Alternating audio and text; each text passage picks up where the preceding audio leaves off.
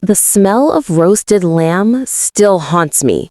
I was 12, pressed against the kitchen window, watching my father's guests laugh and feast inside our house. Golden lights spilled across their faces as they raised wine glasses, celebrating another one of his legendary dinner parties. My stomach cramped from hunger while servers carried tray after tray of food I'd never tasted. I had eaten nothing but stale crackers that day. When I had asked for dinner earlier, my father waved me away with his manicured hand. "Not tonight, Sophia. This is for important people." Important people. I wasn't important enough for food in my own home? The guests didn't know a starving child watched them through glass. They saw only my father, the generous host, the man who gave so much to the community. If they'd looked closer, they would have seen me. Hollow cheeks, too small clothes, eyes that had learned to hide desperation. That night, as laughter echoed through walls that trapped me outside my own life, I made a silent promise. One day, he would taste what hunger really meant. One day, I would serve him his own cruelty on a silver platter. The first chance for revenge arrived sooner than I thought. My father was Spokane's golden boy, Victor Castellanos, the man who sponsored Little League teams and donated to food banks while his own daughter survived on scraps. Everyone loved his booming laugh, his generous spirit, the way he'd pick up dinner tabs for entire restaurants. But generosity has limits when you're his daughter. "Money doesn't grow on trees, Sophia," he'd say, counting bills for another charity event. Then he'd spend $3,000 on wine for strangers, while I wore shoes with holes that let in rain. The newspapers called him a pillar of the community. Church bulletins thanked him for his donations. Local politicians shook his hand at ribbon cuttings, praising his big heart. None of them saw the other side. The man who'd locked the pantry because I ate too much, who'd serve guests 7-course meals while I got permission to finish their leftovers. His hypocrisy burned in my chest like acid. Every smile he flashed at cameras, every speech about helping others, every moment he played the saint while I played the invisible child. I decided to study every crack in his shining armor. Hunger teaches you things school never could. It taught me patience when my stomach screamed for food. It taught me silence when I wanted to cry. It taught me how to smile at classmates while calculating which lunch scraps they might leave behind. Water became my dinner companion most nights. I'd fill my stomach with tap water and pretend it was soup, creating stories about flavor that didn't exist. Sometimes I'd find loose change in couch cushions and buy a granola bar, eating it slowly to make it last. The worst nights were when his dinner parties ran late. I'd lie in bed listening to laughter downstairs, the clink of glasses, the satisfied sighs of people who'd never known real hunger. The smell of food would drift upstairs like torture, reminding me what I couldn't have. But every pang of hunger became fuel. Every empty night built my determination. Every moment of weakness made me stronger for what was coming. I learned that patience wasn't just waiting. Patience was preparation.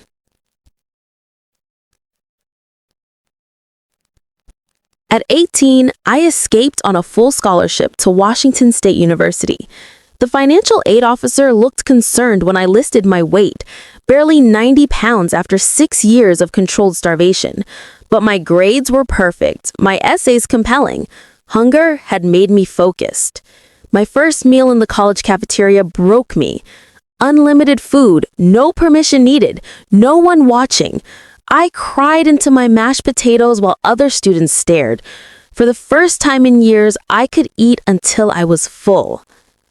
I studied business with laser focus, understanding that knowledge was power, and power was revenge. My professors praised my work ethic, not knowing it came from years of channeling rage into something productive. Late nights in the library weren't sacrifice, they were training. Freedom wasn't enough anymore. I wanted justice. I wanted him to understand what he'd stolen from me.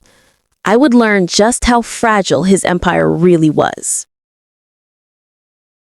Distance gave me perspective on my father's success. His wealth was smoke and mirrors, built on credit and ego rather than substance. He borrowed against properties to fund his lifestyle, confident that admiration would somehow pay the bills. His dinner parties cost thousands he didn't have. The donations he made so publicly came from loans he took privately. The generous benefactor was actually a house of cards waiting for wind. I started tracking his finances from afar, using public records and social media to map his decline. Property liens appeared on courthouse websites. Credit reports showed missed payments. His businesses started closing quietly while he kept throwing parties. The mighty patriarch was drowning in debt, but his pride wouldn't let him stop performing. Each party pushed him deeper underwater while he smiled and waved from the surface. Then I discovered something that could sink him completely. During Christmas break my sophomore year, I visited our old house. My father was hosting another party, naturally, but I slipped upstairs while he worked the crowd. His study looked the same: mahogany desk, leather chair, the throne of a king built on lies. In the bottom drawer, forgotten under old tax papers, I found a ledger.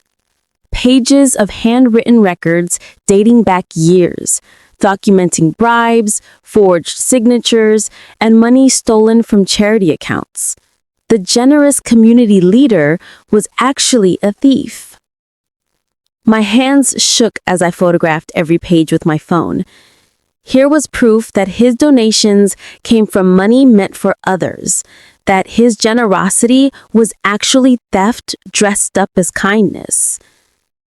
I slipped the original back into place and left the party without saying goodbye. For the first time in my life, I held power over him. But I wasn't ready to use it yet. College became my training ground for war. I studied finance, learning how money flows and where it hides. I interned at accounting firms, understanding how books can be cooked and how fraud leaves fingerprints. Every skill I gained was a weapon I'd eventually use. Unlike my father, I earned everything honestly. My meals came from my own work, my success from my own effort. I built a life that belonged to me, not borrowed from others or stolen from charity funds. My professors noticed my intensity. "You work like someone with something to prove," one told me. If only he knew what I was really preparing for. Every late night was training. Every exam was practice for the real test. By graduation, I had landed a position at a financial investigation firm. My specialty would be exposing fraud, following paper trails, and bringing down people who thought they were untouchable. Soon, I would turn my skills toward home. The phone call came on a Tuesday night during my first year working. My father's voice sounded different, smaller, strained, the confidence gone. He tried to make small talk, asking about my job, pretending we had a normal relationship. Then came the real reason. He needed money. A business deal had gone bad. Some investors had backed out. Could I possibly help him through a rough patch? Just a loan, he promised. He'd pay me back with interest. The irony was delicious. This man who'd let me starve, now begging his daughter for food money. This father who'd called me unimportant, now needed me desperately. I told him I'd think about it and hung up. But instead of thinking about sending money, I thought about sending a message. Instead of cash, I sent him something else entirely. The envelope arrived at his house 3 days later. Inside was a single slice of stale bread and a note that said, "For old time's sake." Nothing else. No money, no explanation, just the same kind of bread I'd eaten while he hosted feasts. He called that night, voice shaking with rage. What kind of sick joke is this? But I could hear something else underneath the anger. Fear. For the first time, he realized his daughter might not be the helpless child he'd left behind. I didn't answer his calls for a week. Let him wonder what I meant. Let him remember all those nights he served others while I went hungry. Let him taste the confusion and desperation I lived with for years. When his calls finally stopped, I knew my message had landed exactly where it was supposed to. But he wasn't done trying to manipulate me. When silence didn't bring money, my father switched tactics. First came guilt, reminders that he'd given me life, that family helps family, that I owed him everything. When that failed, he tried manipulation, warning that his reputation crisis would reflect poorly on me. He didn't understand that I'd spent years separating myself from his shadow. My career was built on my own merit, my name earned through my own work. His threats bounced off me like rubber bullets. The desperate edge in his voice grew sharper with each call. Credit cards were maxed out. Properties were being foreclosed. The generous community leader was becoming a cautionary tale, and he needed someone to blame. That's when I realized he'd given me the perfect weapon against him. It was time to sharpen my own blade for what was coming. I started reaching out to people my father had wronged over the years. Business partners he cheated, employees he'd underpaid, charity board members who'd trusted him with funds that mysteriously disappeared. Their stories painted a pattern of exploitation disguised as generosity. A construction worker who'd built my father's pool but never got paid. A restaurant owner who'd catered events for promises that turned to dust. A children's hospital that had lost donations meant for sick kids. Each person I contacted had receipts, records, evidence of my father's true character. They'd stayed quiet for years, thinking they were isolated victims. But together, we formed an army of the betrayed. I began organizing them, sharing contact information, helping them compare stories and evidence. The network grew larger each week as word spread about what we were building. The banquet of his downfall would need guests, and I was gathering the hungriest ones. My father announced his legacy banquet on social media with his usual flair. Celebrating 30 years of community service, the invitation read. The biggest event of the year, he promised. Local dignitaries, business leaders, and media would attend this crown jewel of his career. I saw the perfect stage for justice. His pride and joy would become his execution ground. All those people who'd praised his generosity would finally learn the truth about where his hero's money really came from. I RSVP'd immediately, requesting a seat at the head table. Looking forward to celebrating you, Dad, I wrote. He was so desperate for family support that he didn't question my sudden enthusiasm. The banquet was 3 weeks away, 3 weeks to prepare the most important meal of my life. I knew exactly what I wanted to serve him. The weeks before the banquet, I launched a careful digital campaign. Anonymous social media posts asking questions about charity fund discrepancies, blog comments wondering about the source of certain donations, forum discussions about local business practices. Nothing direct enough to be traced back to me, but enough to plant seeds of doubt. The whispers spread through Spokane like wildfire. People love gossip more than they love their heroes, and I was feeding them breadcrumbs that led straight to my father's door. Local reporters started asking questions. Charity board members began requesting meetings. Former business partners emerged from silence with their own concerns. The perfect reputation my father had built was developing cracks.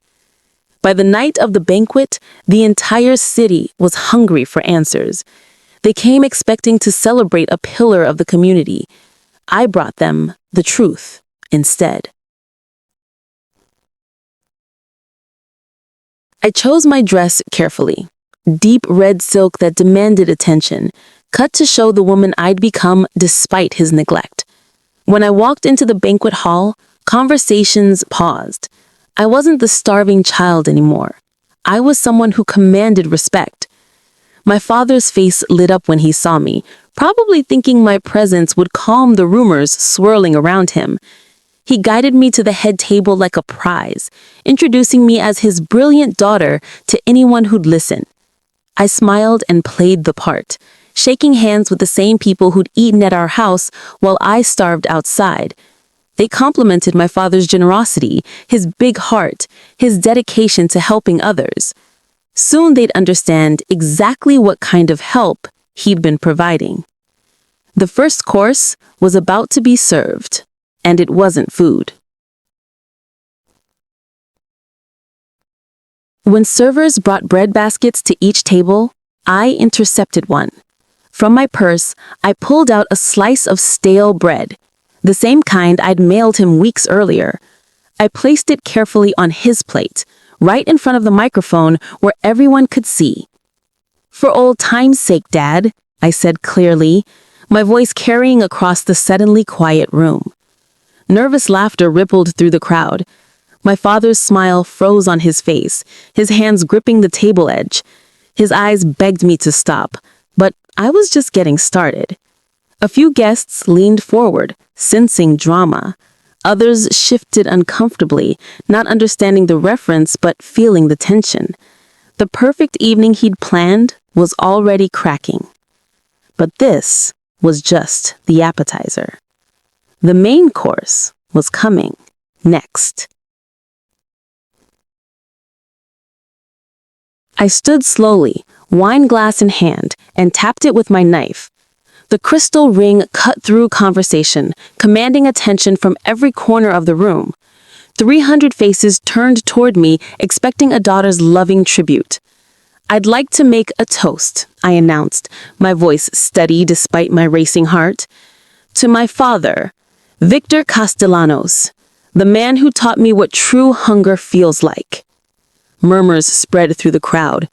My father's face went pale, his hands gripping the table edge. His eyes begged me to stop, but I was just getting started.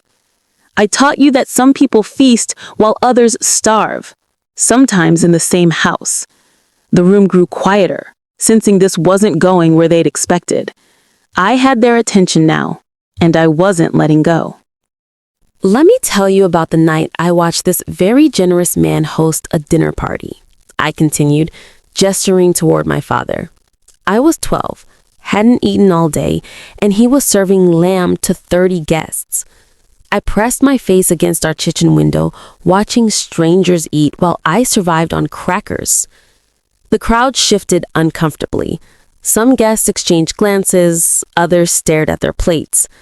My father tried to interrupt, but I raised my voice. For 6 years, he fed hundreds of people while his own daughter lost weight. He donated thousands to food banks while I learned to hide my hunger at school. He built a reputation on generosity that never reached his own child. The silence was deafening. Even the servers had stopped moving, transfixed by the truth spilling across their perfect evening. But I wasn't finished. The ledger was burning in my purse, waiting for its moment.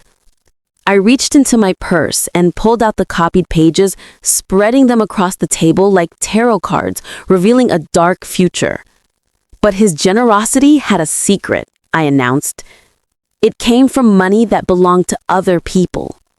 Gasps broke out as I held up the first page. Children's hospital donations redirected to personal accounts. Charity auction proceeds kept for private parties. Business loan funds spent on this very banquet hall.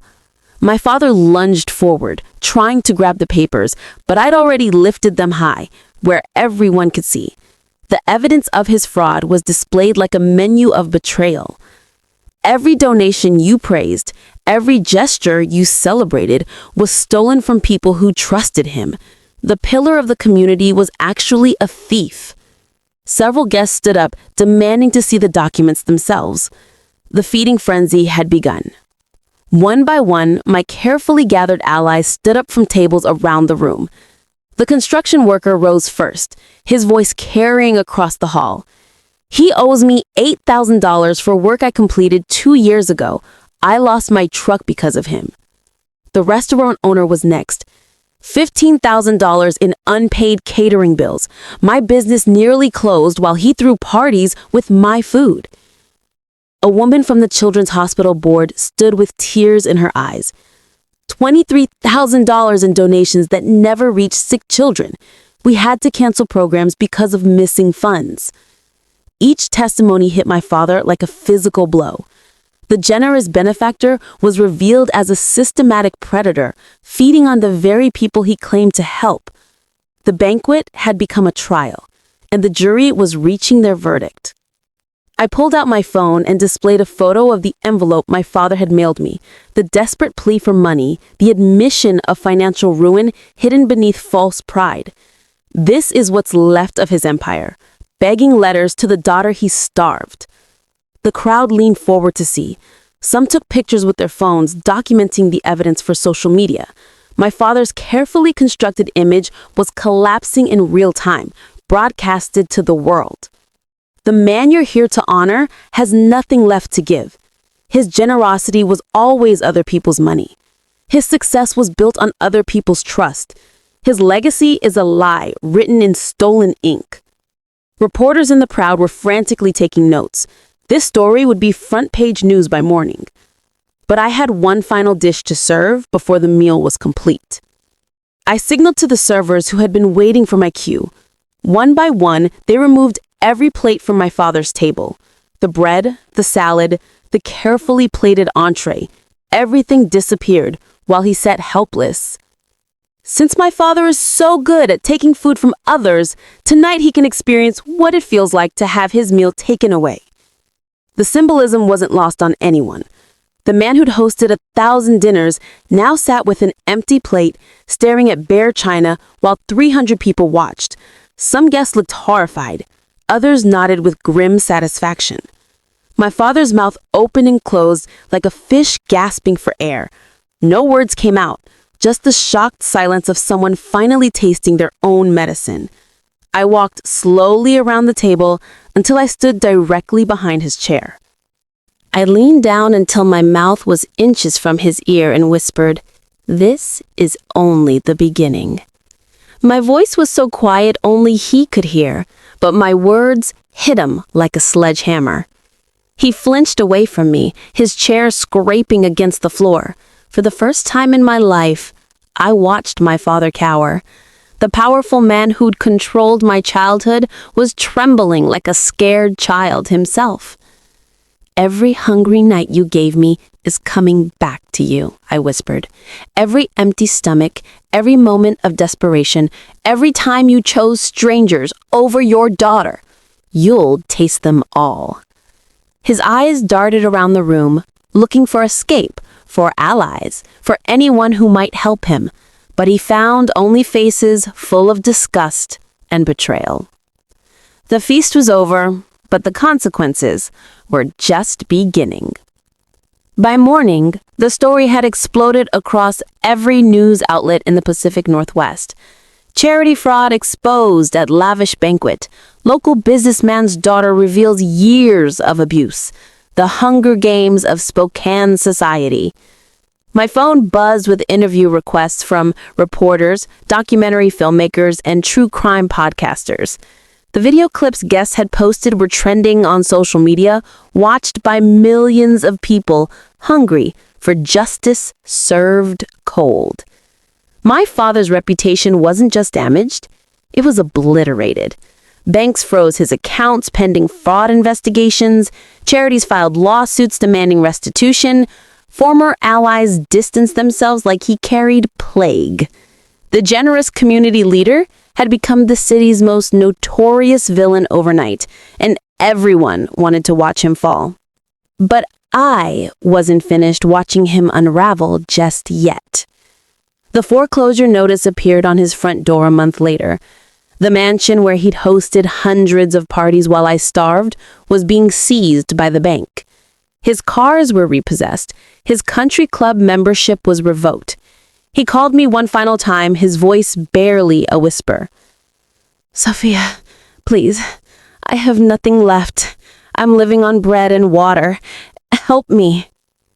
I listened to him beg, remembering every night I'd done the same while he ignored me. "Now you know how it feels. Eat what you gave me," I said simply. I hung up and mailed him one last envelope. Inside were breadcrumbs. Literally, just crumbs and a note. "Your legacy served fresh." The silence that followed told me everything. My revenge was complete, but the taste would never leave his mouth. I drive past his old house sometimes, seeing it dark and empty now. Through the same kitchen window where I once pressed my hungry face, I can see nothing but shadows. The dining room where he hosted his final banquet sits unused, a monument to fallen pride. He lives in a studio apartment across town, surviving on food stamps and charity, the same charity he once stole from. The irony is perfect, but it doesn't bring me the satisfaction I expected.